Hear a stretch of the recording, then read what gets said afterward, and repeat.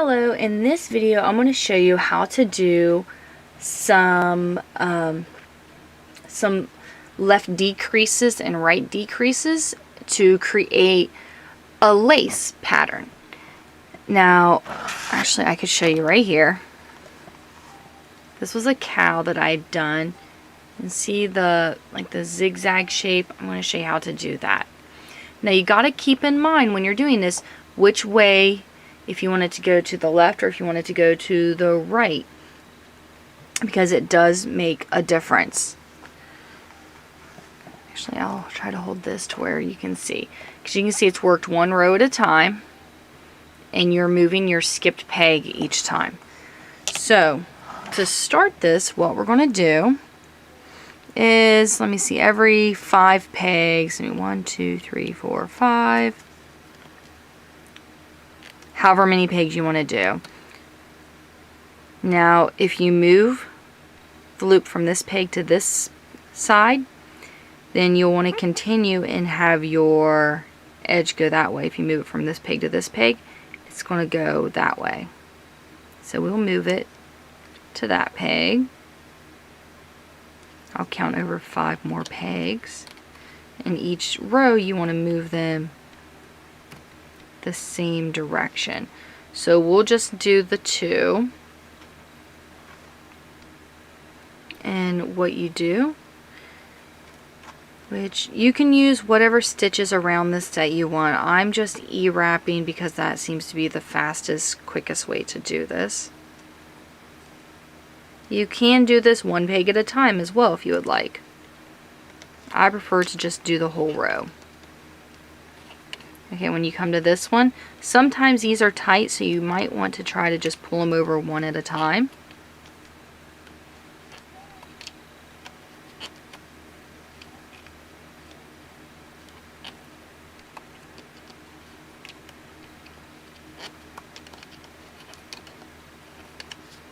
Okay, so this one, see, here was my double pegs. Well, here's my double loops on that one right there.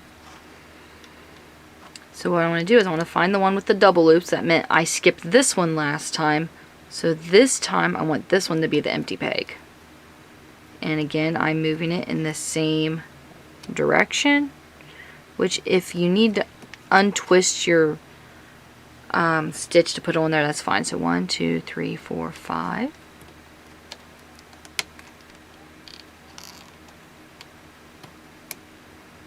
I have found if you go through and you're trying to skip, there we go. I have found that if you're going through and you're trying to skip like every other one, it just makes it very, very tight and a pain to do. In those situations, you'll want to do 1 at a time. I have found leaving 4 in between seems to be a very, very good spacing for the projects I've done. So 1, 2, 3, 4, 5. This one's the 5th. We're not going to take that off because it's the last one. You don't want to mess with like the last couple on each side.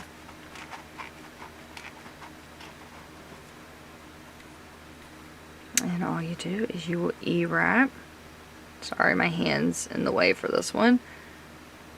I'm going to do a few of these rows together with you.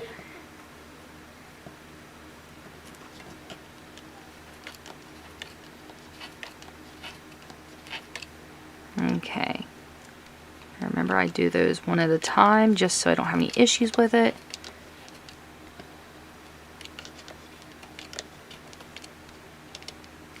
Okay, so this one was mine with the 2 on it.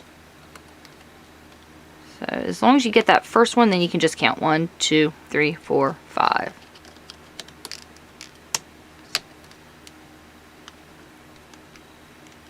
Okay, I got this. Here we go. 1, 2, 3, 4, 5. I'm not going to pull that one yet because that's the 2nd stitch.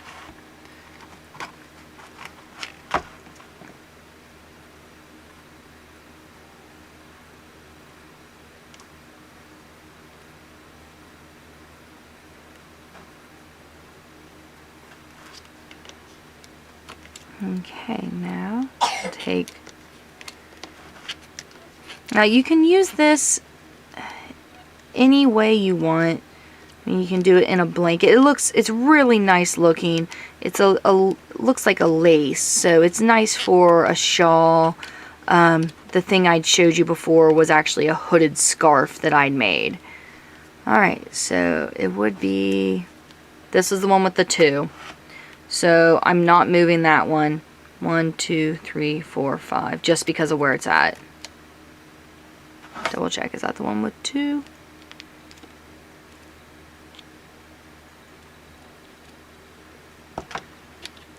One, 2, 3, 4. Yep, that's it.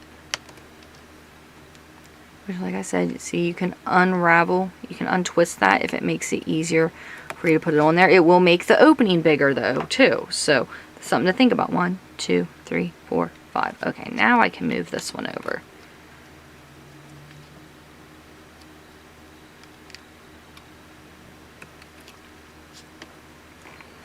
Alright, I'm going to continue doing the decreases this way for a few more, and then I'll show you how to do them a few rows with the decrease going that way.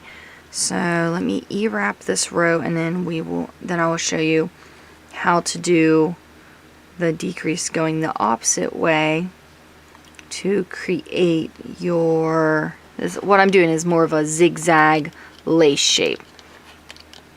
Okay, now this is your empty peg. We want to take, like this is where we moved it, we want to take this part, we want it to start going that way. So when we take the yarn off, let me hold that one. When we take the yarn off, we want to put it on the peg going in the direction we want the slant. So we want the slant to go this way. So we will take that off. There we go. Hook's caught. And put it on this peg instead of this peg. So 1, 2, 3, 4, 5.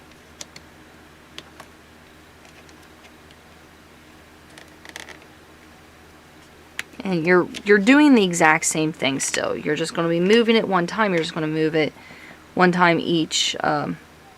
After every knit row, you will move the stitches one place. But you just got to make sure you're moving them in the right direction.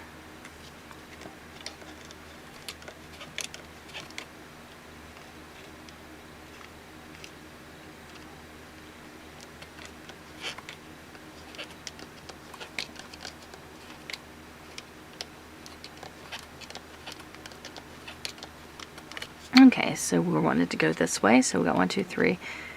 This fourth one right here was the empty peg. So we're going to take the one next to it and move it over one. Oh, let me untwist it.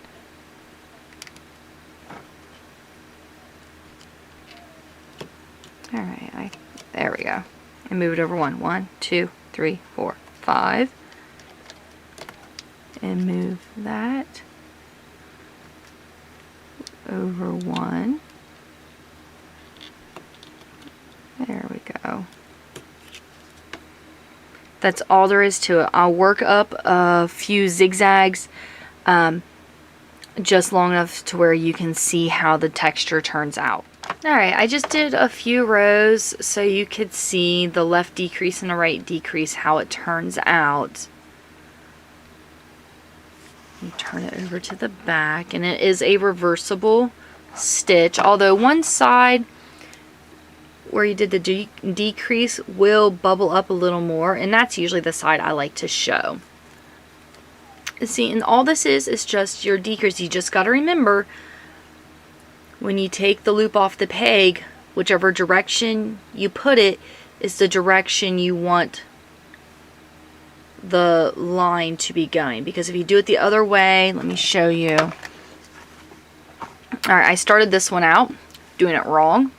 See, you can kind of see it, but barely. It's one of those things where you kind of have to stretch it. You can sort of see it, but up here you can definitely see it.